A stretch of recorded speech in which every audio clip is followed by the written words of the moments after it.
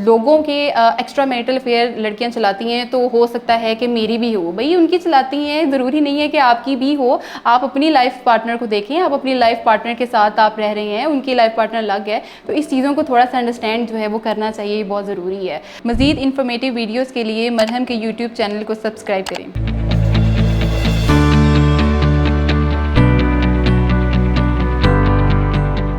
शक एक ऐसी बीमारी है जो दीमक की तरह आपकी लाइफ को डिस्ट्रॉय करना शुरू हो जाती है। ये आपकी पर्सनल, प्रोफेशनल और आपकी सारी एरिया ऑफ लाइफ को बुरे तरीके से डिस्टर्ब करती है और आपकी मेंटल हेल्थ को भी जो है डिस्ट्रॉय करना शुरू हो जाती है। आपके सारे रिलेशनशिप जो हैं वो डिस्टर्ब हो जाते हैं। और ख़ास तौर पे जब ये शक जो है वो मियाँ बीवी के दरमियान में हो, जैसे कि आपको भी पता है कि शैतान जो है उसका सबसे मनपसंद काम होता है मियाँ बीवी के बीच में लड़ाई डलवाना, और उसमें जब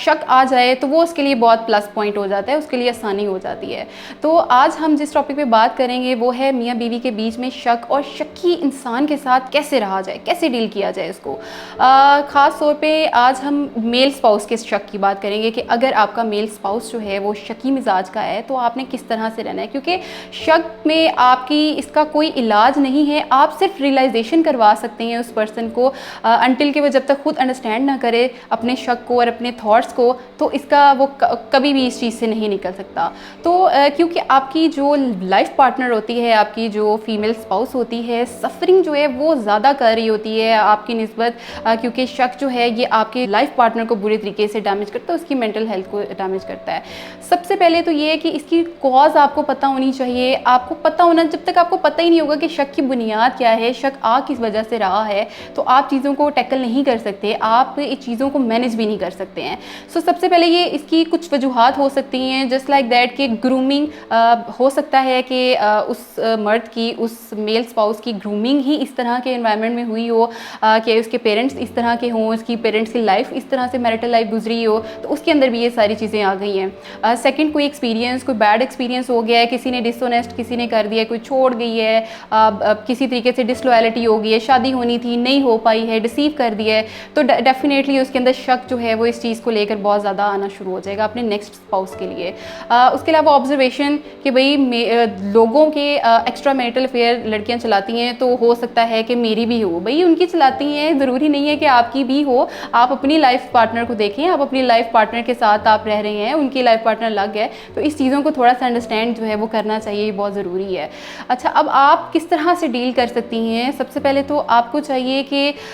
जितनी भी आपकी इस चीज़ को एक्सेप्ट करें कि कॉम्प्रोमाइज़ आपने ही थोड़ा ज़्यादा करना है। ये मैं आपको हरगिज़ ये नहीं कह रही हूँ कि ये लाइफ टाइम के लिए चीज़ें हैं, फॉर द टाइम बीइंग, जब तक उस बंदे को एहसास नहीं हो जाता कि वो उसकी चीज़ें जो है वो शकी हैं या उसके अंदर थोड़ी सी प्रॉब्लम आ रही है, तब तक आपको फॉर द टाइम बीइंग आपको थोड़ा सा ज़्यादा कॉम्प्रोमाइज़ करना होगा, थोड़ा सा ज़्यादा चीज़ों को लेकर चलना होगा, क्योंकि जब तक आप अंडरस्टैंड नहीं करेंगी तो तब तक आप चीज़ों को नहीं मैस्टअप करना शुरू हो जाएंगे ना। तो ये आपकी अंडरस्टैंडिंग के लिए बहुत ज़रूरी है कि आप इस चीज़ को एक्सेप्ट करें कि आपको कॉम्प्रोमाइज़ जो है वो ज़्यादा करना पड़ेगा as compare to your male spouse. उसके अलावा अपने मेल स्पाउस को सारी एक्सेस होनी चाहिए। आई कैन अंडरस्टैंड ये कि हर बंदे की अपनी एक प्राइवेसी होती है, मियाँ बीवी के बीच में भी कुछ प्राइवेसी होती है, ज़रूरी नहीं होता कि आप किसी गलत काम के लिए ही प्राइवेसी रखें। बीवियाँ अक्सर जो हैं वो अक्सर हम शोहरों की ही बात कर रहे होते हैं, शोहरों की ही बुराइयाँ, कुछ उस तरह से बातें शातें हम एक जस्ट काइंड ऑफ कि हम कर रहे होते हैं अपनी बहन से, माँ से, तो दोस्तों से, तो हमने थोड़े पासवर्ड या उस तरह से रखी होती है, प्राइवेसी होती है।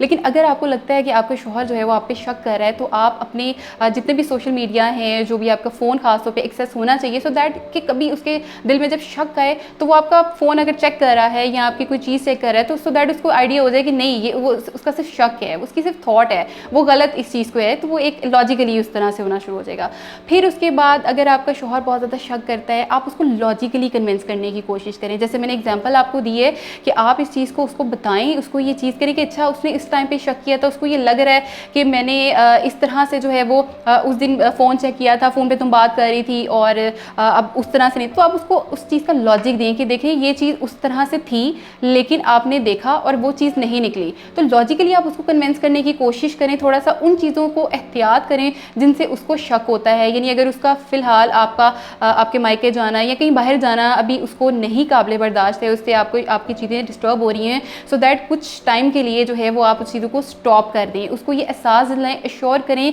कि you are the only one, कि आप ही हो सिर्फ कि मैं आपके लिए चीज़ें कर रही हूँ, आपके लिए ही लाइफ जो है वो मेरा स्टाइल है। अगर आपको चीज़ पसंद नहीं है या आपको चीज़ डिस्टर्ब कर रही है तो वो मैं नहीं कर रही, just for the time being आप उसके लिए ये चीज़ करें, सो दैट उसको ये रियलाइजेशन होनी चाहिए कि नहीं, ये बंदी मेरी वाइफ, मेरी पार्टनर जो है वो मेरे लिए ही सब कुछ करती है, मेरे लिए ये चीज़ें कर रही है, और मुझे मैं सिर्फ एक खामखा में शक कर रहा हूँ या मैं खामखा में चीज़ों को अपनी डिस्टर्ब और एक मैस क्रिएट करने की कोशिश कर रहा हूँ। तो कन्विंस करने की कोशिश करें। अगर